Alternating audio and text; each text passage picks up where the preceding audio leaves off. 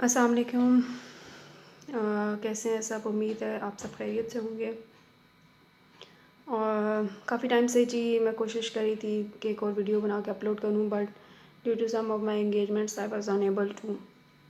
और आज भी ऐसे ही ऑल ऑफ अ सडन मुझे था कि चलें कुछ अवेयरनेस क्रिएट की जाए। और आजकल बल्कि एक अवेयरनेस वीक चल भी रहा है, जो कि जिसको हम कहते हैं जी एंटीबायोटिक जो अवेयरनेस वीक है, वो हम इसको कहते हैं। इसके यूज़ के ऊपर, रेजिस्टेंस के ऊपर ये मनाया जाता है हर साल 18 नवंबर से लेकर 24 नवंबर तक। और इसका मकसद जो है ना, वो मरीज़ों को अवेयर करना है, हेल्थ केयर प्रिस्क्राइबर्स को, जो कि इन सब मेडिसिन्स को डील कर रहे हैं, कि कैसे इसके मिसयूज़ को रोका जा सके। अच्छा, बात हम यहाँ से स्टार्ट कर लेते हैं पहले कि एंटीबायोटिक होती क्या है। एंटीबायोटिक जो है एक ऐसी मेडिसिन है जो तब लिखी जाती है, यूज़ की जाती है जब भी कोई इन्फेक्शन हो बॉडी के अंदर, तो एंटीबायोटिक यूज़ कराई जाती है ताकि उस जरासीम, उस बैक्टीरिया को मारा जा सके। अब मसला यहाँ पर ये है कि स्पेशली कंसिडरिंग जो आपके अंडर डेवलप कंट्रीज़ हैं, जहाँ पे एजुकेशन उस लेवल पे नहीं है, अवेयरनेस उस लेवल पे नहीं है, तो अब पेशेंट क्या करते हैं कि जो एंटीबायोटिक है वो जाके लेना शुरू कर देते हैं over the counter. Over the counter हम कहते हैं किसी भी फार्मेसी के ऊपर जाके, जबकि ऑल ओवर द ग्लोब कहीं पे भी आप चले जाएं तो एंटीबायोटिक को ऐसे ओवर द काउंटर नहीं दिया जाता, वो प्रिस्क्रिप्शन पे दिया जाता है। तो पहली चीज़ तो ये कि जितने भी आम आवाम है उनके लिए यही चीज़ कही जाती है कि आप ख़ुद से एंटीबायोटिक मत लें। आप अपने प्रॉपर पहले फिजिशियन के पास जाएं, उनको चेकअप करवाएं, एंड जो वो एंटीबायोटिक लिख के देते हैं आप उसको यूज़ करें। पहली चीज़, ठीक हो गया। अब बात कर लेते हैं एंटीबायोटिक। अगर एक तो पहला स्टेप भी आपने रोक ली कि आपने अपने डॉक्टर के पास गए एंड उसके पास से प्रिस्क्रिप्शन लिखवाई, जो एंटीबायोटिक लिखी गई है वो आप लें।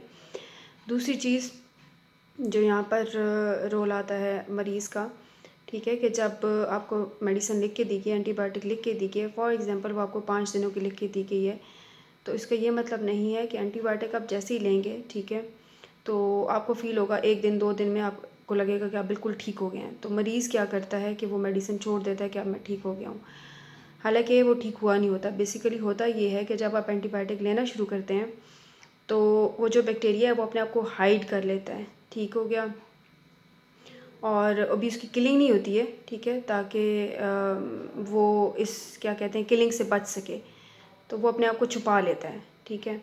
और अब आपने जब नेक्स्ट डोज़ लेनी होती है उसकी, ठीक है, उसके बाद उसकी किलिंग शुरू होती है। अब आपको क्या होता है कि जैसे वो छुपता है ना, तो सिम्टम ख़त्म हो जाते हैं। अब आप क्या करते हैं, मरीज़ क्या करते हैं, एंटीबायोटिक छोड़ देता है, सबसे बड़ी गलती। अब इससे होता क्या है जी, ठीक है, कि एक तो डिज़ीज़ ट्रीट ना हुई उस टाइम के लिए, और फिर उसके बाद वो सीवियर हो जाएगी।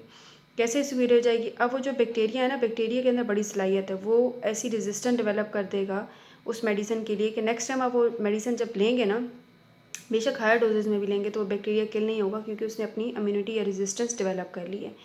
तो बराए मेहरबानी सारे मरीज़ों के लिए आपको जब एंटीबायोटिक लिख के दी जाती है, जितने टाइम के लिए लिख के दी गई है, बराए मेहरबानी उसको उतने टाइम के लिए खाएँ। दूसरी चीज़, समटाइम्स ऐसा होता है कि मरीज़ मेडिसिन एंटीबायोटिक लेना शुरू करता है तो उसको 1 से 2 दिन फ़र्क नहीं पड़ा होता, तो वो कहता है ये तो ठीक नहीं है, वो छोड़ के दूसरी शुरू कर देता है। ऐसा भी बिल्कुल ना किया करें, ठीक है। ये भी एक बहुत बड़ी वजह है कि आप नॉर्मल जो एंटीबायोटिक्स हैं, फर्स्ट जनरेशन उसको हम कहते हैं हमारी फार्मा की ज़ुबान में, तो वो असर ही नहीं रख रही, क्योंकि रेजिस्टेंस डेवलप होती जा रही है। तो ख़ुद से एंटीबायोटिक चेंज भी मत किया करें, अपने एक प्रोटोकॉल को पूरा किया करें। उसके दरमियान कोई मसला आ रहा है तो अपने फिजिशियन को जाके पहले कंसल्ट करें, अपने फार्मासिस्ट से रब्ता करें। अच्छा, तो आप आगे थोड़ी सी बात कर लेते हैं कि जो आपको एंटीबायोटिक लिख के दी गई है उसको पूरा इस्तेमाल करें, ठीक है। पहले ख़ुद से एंटीबायोटिक मत यूज़ करें, फिर से वही बात है। और एक और चीज़, उसमें हमारा हेल्थ केयर प्रिस्क्राइबर्स का और फार्मासिस्ट का भी बड़ा रोल आता है कि मरीज़ अगर आपसे आके फार्मेसी पे एंटीबायोटिक वो मांगता है तो आप मत दें, ठीक हो गया, क्योंकि जब तक हम अपना रोल नहीं प्ले करेंगे तो हम मरीज़ को कसूरवार नहीं ठहरा सकते। हमें पढ़ाया गया ना, हम उस चीज़ को जानते हैं, तो हमारा फ़र्ज़ ये बनता है कि हम मरीज़ों को, अपने आसपास के लोगों को, अपने दोस्तों को, रिश्तेदारों को इस चीज़ के ऊपर गाइड करें। तो बराए मेहरबानी अपने रोल को जानें और उस चीज़ को परफॉर्म करें, ठीक है। और अभी आज देखें एक पूरा वीक इसीलिए मनाया जा रहा है और एंटीबायोटिक का इतना मिसयूज़ हो गया है कि अब आपकी थर्ड फोर्थ जनरेशन भी आ गई हैं और उनके इतने ज़्यादा साइड इफ़ेक्ट्स होते हैं, ठीक है। क्योंकि देखें आपने जब एक एंटीबायोटिक ली है ना, एक मरीज़ को तो उस तरीके से नहीं पता, हमें पता है, तो मरीज़ को बताएं कि जब एक एंटीबायोटिक ले रहे हैं तो उस इन्फेक्शन का बैक्टीरिया तो मर ही रहा है, ठीक है। उसके साथ साथ आपके जिस्म में जो अच्छे बैक्टीरिया है जो आपकी जिस्म के लिए ज़रूरत है, जो कि बहुत से आपको पता है प्रोटीन बना रहे हैं, बहुत से हमारे जिस्म के काम कर रहे हैं, जिसको हम अपने गट का फ्लोरा भी कहते हैं, जो बैक्टीरिया उसके अंदर रहते हैं वो भी मर रहे हैं, उससे भी बहुत सी बीमारियां जन्म ले रही हैं। तो बराए मेहरबानी जो पेशेंट्स हैं उनको भी ये चीज़ें बताएं ताकि उनको इस सेवेरिटी का अंदाज़ा हो कि ये कितना ज़रूरी है कि एक तो एंटीबायोटिक पहले यूज़ ना की जाए, और अगर अशद ज़रूरत है तो अपने जो डॉक्टर हैं फार्मासिस्ट उसकी गाइडेंस से ली जाए, जिस तरीके से डोज़ कही गई है उस तरीके से ली जाए, जितने दिनों के लिए कहा गया है उतने दिनों के लिए लिया जाए, ठीक है। ताकि ये जो रेजिस्टेंस आती जा रही है लोगों में, मरीज़ों में, वो कम से कम की जा सके। और जितनी सख्ती कर सकते हैं आप इस चीज़ के ऊपर करें कि आप पेशेंट को ओवर द काउंटर एंटीबायोटिक ना दें, और उन्हें कहें कि प्रिस्क्रिप्शन लेके आएँ, प्रिस्क्रिप्शन देखें एंड उसके ऊपर दें और उस पर भी उनको पूरा गाइड करें, समझाएँ। फार्मासिस्ट का इसके अंदर बहुत ज़्यादा रोल है, तो अपने अपने रोल को पहचानें, उसको परफॉर्म करें, ठीक है जी। और आजकल आपको पता है जब सर्दियाँ आती हैं तो सर्दियों में तो मिसयूज़ बहुत ही बढ़ जाता है। आपका ज़रा सा गला ख़राब हुआ, सोर थ्रोट हुआ, तो एक दिन आप देखते हैं, दूसरे दिन आप कहते हैं जी चलें आप एंटीबायोटिक ले लेते हैं, ठीक है। और ख़ुद ही आप कह देते हैं, आप घर में देख लें, अपने घर में देख लें, हर आस-पास देख लें, होगा जी कि चलो जी ऐसे फ्रॉक्सन ले लेते हैं जी, अच्छा XYZ एंटीबायोटिक जो है ना ये लो, आराम आ जाएगा। और उस पे वक्ती तौर पे आराम भी आ जाता है, ठीक है। लेकिन नेक्स्ट टाइम वही जो सोर थ्रोट है, वही जो टॉन्सिलाइटिस है वो बढ़ चढ़ के आता है, क्योंकि वो बैक्टीरिया अपने अंदर रेजिस्टेंस डेवलप कर चुका होता है।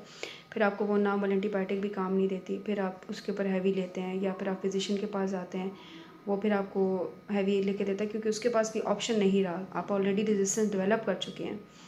सो बराए मेहरबानी इस चीज़ को जानें, इसको समझें कि सही एंटीबायोटिक का सही तरीके से और कितने टाइम के लिए यूज़ करना है, ये बहुत ज़रूरी है और ये हम सब के लिए ज़रूरी है।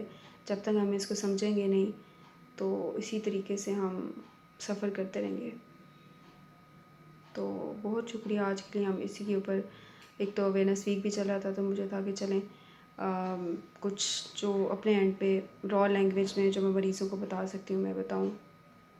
मेरा बहुत ज़्यादा मरीज़ों के साथ इंटरेक्शन रहता है और मेरी ये हैबिट रहती है कि जिस लेवल पे भी उनको समझाया जा सकता है ना, आप उनको उनकी ज़बान में जाके उनके लेवल पे जाके समझाएं तो मरीज़ समझते हैं।